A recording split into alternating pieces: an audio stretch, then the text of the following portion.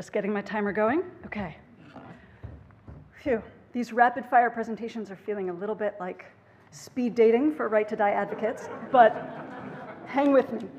I am Lowery Brown. I am the Exit Guide Program Director for Final Exit Network, and I'm also one of our exit guides. Final Exit Network is a US-based grassroots nonprofit organization, and we are dedicated to choice in dying. The program that we are most well known for is the Exit Guide Program, through which we provide competent adults who meet our medical criteria with education on a safe and comfortable and reliable method of self-deliverance with publicly available equipment.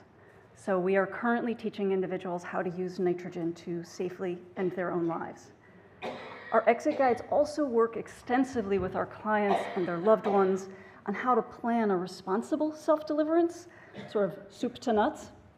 And we will also be with our clients when they end their life, if that's what they wish. We do not provide physical assistance, and we do not provide the means. The reason that we can do what we do legally is that the US Constitution strongly protects speech. So as long as all that we are doing is talking, it is legal. So the pathways to choice in dying that get the most attention from the media, the public, and academics tend to be medical aid in dying and voluntarily stopping eating and drinking. Both of these generally fall under sort of the medical model of choice in dying. Doctors and medications are needed to make these pathways safe, reliable, and comfortable. They're both excellent options for ending one's own life, but they do have some serious limitations. Certainly, some of the limitations of medical aid in dying laws have been discussed ad nauseum. Voluntarily stopping eating and drinking, it is a long and arduous process, and it is also a team sport. You cannot do it alone. You need care, sometimes around-the-clock care, and there are people who simply don't have the social networks or the financial resources for that to be feasible. So, there is a pressing need for non-medical alternatives. Final Exit Network has been teaching people how to use inert gases for 20 years. It's been used before that. And I would also note that some of our exit guides who have attended a number of chosen deaths using inert gas have then gone on to use nitrogen themselves when they were ready to end their lives. So, choice in dying is an incredibly steep climb, as you all know. In the US, while it is legal to end your own life, a number of state laws prohibit the provision of any kind of physical assistance. So unlike the medical aid in dying law in the US, where patients have to do the final act, if you are choosing to end your life outside the medical system, you have to do everything. And we're talking about the use of a gas with compressed cylinders and things like that.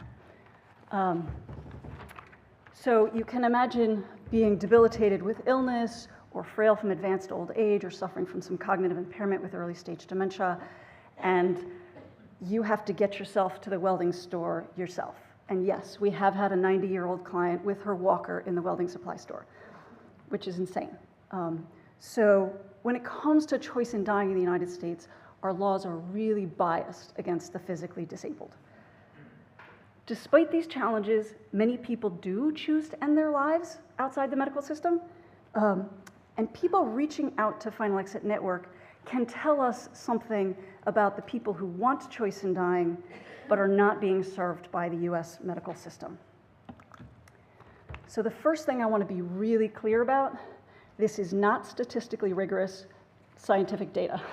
Looking at it, you can see the territories that are covered are different, the time periods are different, and really importantly, medical aid in dying data in the US is presented as medical aid in dying deaths. At Final Exit Network, we're really focused on choice. We're also much smaller, so I needed bigger numbers. So the green circle is medical aid in dying deaths. The blue circle are individuals who have applied to Final Exit Network and been accepted for guide support. So those are people who have choice, but not all of them, once they had choice, not all of them chose to die. The first thing I would just draw your attention to is the difference in the proportion of cancer patients and or clients. Since Final Exit Network does not require individuals to have a terminal illness, people who are suffering from long-term intractable diseases will come to us, whereas they often cannot be served by medical aid in dying in the US. The other thing I would draw your attention to are two groups that are almost exclusively written out of the US medical aid in dying law. So individuals with dementia are not competent within 6 months of death, so they can't use the US MAiD law. But we do serve individuals in early stage dementia as long as they retain decisional capacity. We also serve individuals with a constellation of conditions. I think I've heard people use the term polymorbidity. Often people in advanced old age fall into this group. Certainly advanced old age is not considered a diagnosis, but it is definitely a terminal condition, and I wish our medical aid in dying laws would recognize that.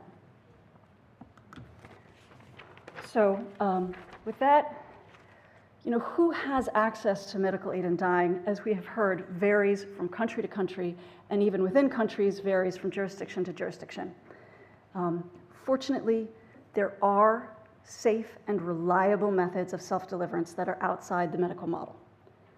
Unfortunately, they are extremely difficult, but they can be accessed. At Final Exit Network, we work with a wide variety of people who are looking to chart their own course at the end of life. And our challenge is just to help them navigate these uncharted waters as best we can. In the interest of time, I am now going to go ahead and introduce Mary Ewert. She is our executive director, and she's going to discuss some just really interesting data that we have collected from people applying to Final Exit Network.